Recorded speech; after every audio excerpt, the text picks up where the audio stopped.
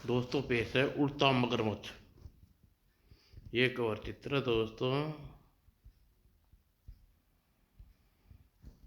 पोम्पी आज सवेरे सवेरे कहाँ चले मच्छी पकड़ने। उधर कांटा डाल दिया है। अब मछली फंसने का इंतजार करूं। मछली फंस गई लगता है। आई काफी मछली हो गई। अब चला जाए। अरे पोम्पी थैले में क्या ले जा रही हो। मछली इन्हें मैं खाऊंगा। तुम्हें तो मछलियाँ अच्छी नहीं लगती थी। जब भी बिलोरी तुम्हें मछलियाँ देती तुम्हें खाने से फेंक देते थे।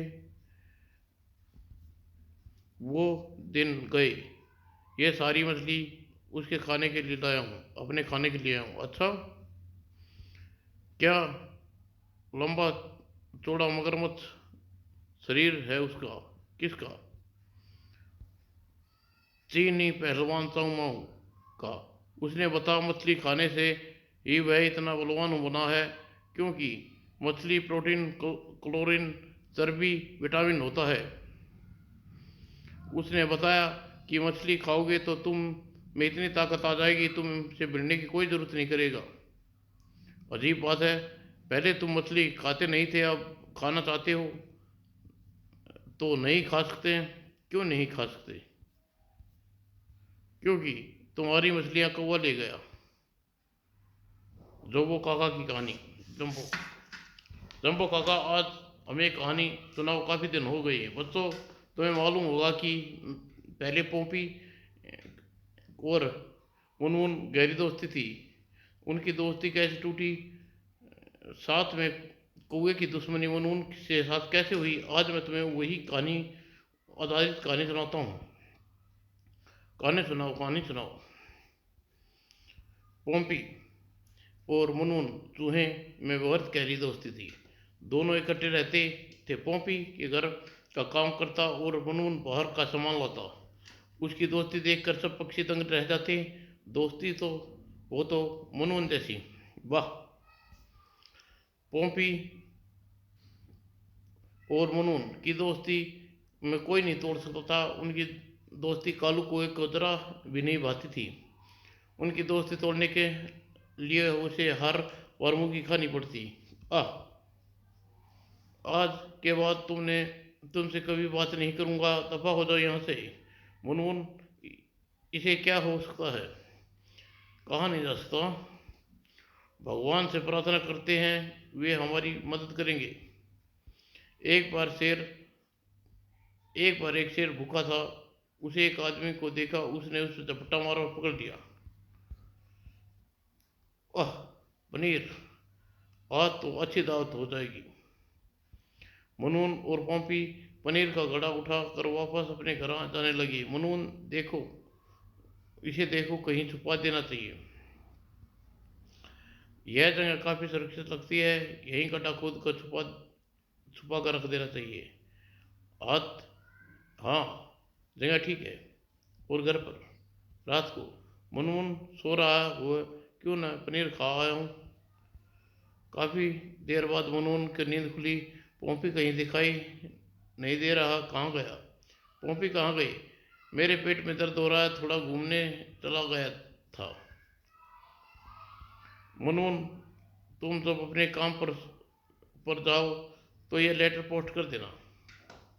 दूसरे दिन रात को पॉम्पी पनीर की याद आने लगी और रात को उठा और बाहर पनीर खाने चल पड़ा। आज सारा पनीर ख़त्म करके आऊँगा। फिर कभी मुझे पनीर की याद नहीं आएगी। आज पूरा घड़ा ख़त्म करूँगा चाहे मुझे सुबह हो जाए। और तीसरे दिन मुनमुन उठा। पॉम्पी घर पे नज़र नहीं आया। अरे कहाँ गए थे पॉम्पी। मौसी के कुत्ते मौसी के मेरी मौसी की मृत्यु हो गई थी देखने गया था। रो मत पॉम्पी एक दिन सबको भगवान के यहाँ जाना है। अच्छा अब मैं चलता हूँ। अरे वाह मुनमुन मैंने कैसे बेवकूफ़ बनाया। और शाम को मुनमुन जब घर पे आया। आज हम पनीर खाने चलेंगे। आज नहीं आज मेरा उपवास है कल जाएंगे। आज पनीर खाने जाना है। हाँ हाँ चलो मैंने कब मना किया है। और घड़ा खाली कैसे हो गया? पोंपी, ये तुम्हारी चाल तो नहीं, इसमें किसी को नहीं पता था। ठीक उसी समय काला कौआ पेड़ पर आकर बैठा। मुनमुन, तुम मेरे ऊपर झूठा और इल्जाम नहीं लगा सकते। क्या पता हमारा पनीर कालू कौए ने खाया हो।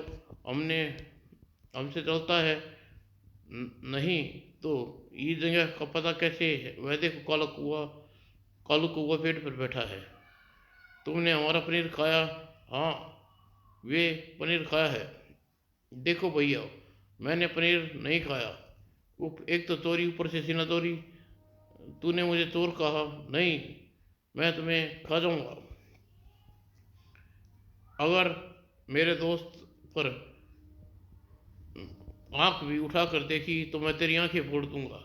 मुनमुन, मैं तुम्हें देख लूंगा, तुम्हें कच्चा चबा जाऊंगा, फिर कहना। देख लेना और देखना हो तो अब, और अब मैं चला घर जाकर। मैंने तुम पे बेकार में शक किया, मुझे माफ़ कर देना। अच्छा, मैं चलता हूँ, कोई बात नहीं। और उस दिन दोपहर को कोए ने पोम्पी को मुनमुन से बैर है। कौआ मुनमुन को देखता है, उसे खाने को आता है। एक बार पोम्पी कहीं मिठाई लेकर आया। दोनों मिठाई खाने लगे। बहुत सी बच गई तो उन्होंने घर पर ही रख दी। आज के बाद तुम बाहर काम पर क्या करो। देखो, घर का काम करते करते हाथ कैसे हो गए हैं। मुनमुन, जरा मिठाई लाना। सारी मिठाई कहाँ गई? मेरी मिठाई वापस दो। अगर तुम्हें मिठाई वापस नहीं की तो मैं तुम्हें खा जाऊंगा। बाहर निकल नामुकुल। और बच्चों, तब से पोपी और मुनमुन की नहीं बनती। पोपी और जैसे, वाह वाह, क्या मिठाई बनाई है। खाने में मज़ा आ गया। मिठाई के साथ दूध हो तो मज़ा आ जाएगा। शायद मुझे यह पकड़ने आया है। तुम कौन हो और यहाँ क्या कर रही हो? मैं राजकुमार हूँ, शिकार करने आया हूँ। हिरण का पीछा करते करते यहाँ का रास्ता भटक गया। भूख मिटाने के लिए इधर उधर भटकने लगा। तुम मिठाई या दूध दही पी रहे हो तो तुम्हें खाते देख खड़ा हो गया, लेकिन मांग नहीं सकता। मैं तुम्हें एक शर्त पर मिठाई और दूध में का रास्ता बताती हूँ। क्या तुम अपने घोड़े पर बैठा कर ले चलोगे? ठीक है, लो मिठाई और दूध, घोड़े पर बैठाओ। यहाँ से सीधे चलते चल दो। वह दूसरे शहर में पहुंच गए। हमें यहाँ कोई शहर में पहुंच गए। चलते चलो, रास्ता बताता हूँ। रास्ते में पोम्पी एक आदमी को ढोलक बजाता देखा। मुझे वह ढोलक दे दो। नहीं, मैं तुम्हें तो निकालो मेरा दूध और मिठाई। लो ये ढोलक। आगे चलो पोपी। एक आदमी को रस्सा ले कर जाते देखा। उसने कहा, मुझे यह रस्सा चाहिए, मेरे पास पैसे नहीं है, तो निकालो मेरा दूध और मिठाई। यह लो रस्सा। आगे जाकर पोपी एक आदमी को दही ले जाते देखा। राजकुमार से कहा, मुझे दही दे दो, मेरे पास आगे के पैसे कम हैं, मैं तुम्हें नहीं दे सकता। नहीं दे सकते तो निकालो मेरी मिठाई और दूध। ये लो दही। आगे चलकर पोम्पी एक आदमी को लाउड स्पीकर पर बोलते देखा। उसने कहा, यह लो। राजकुमार को गुस्सा आ गया। अगर नहीं दे सकते तो पोम्पी फिर मिठाई दूध मांग ली। ले चलो लाउड स्पीकर।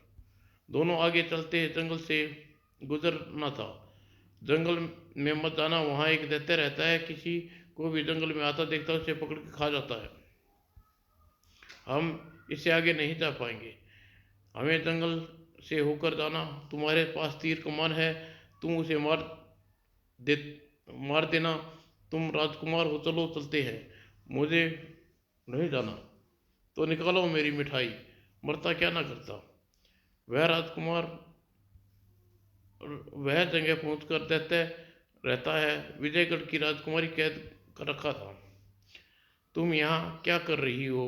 तुमने तुमने हमें देखा तो पहले हंसी फिर रोई क्यों? मैं विजयगढ़ की राजकुमारी हूँ, मुझे दैत्य उठा लाया।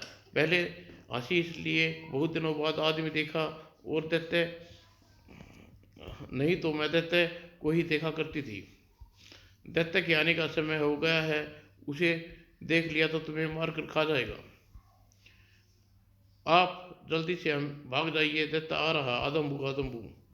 पोम्पी बहुत चालाक था, उसने लाउड स्पीकर निकाला और जोर से उससे बोलने लगा, मैं तुझे खत्म करने आया हूँ, मैं बहुत ही बड़ा दैत्य हूँ। दैत्य की आवाज़ सुनकर डर गया।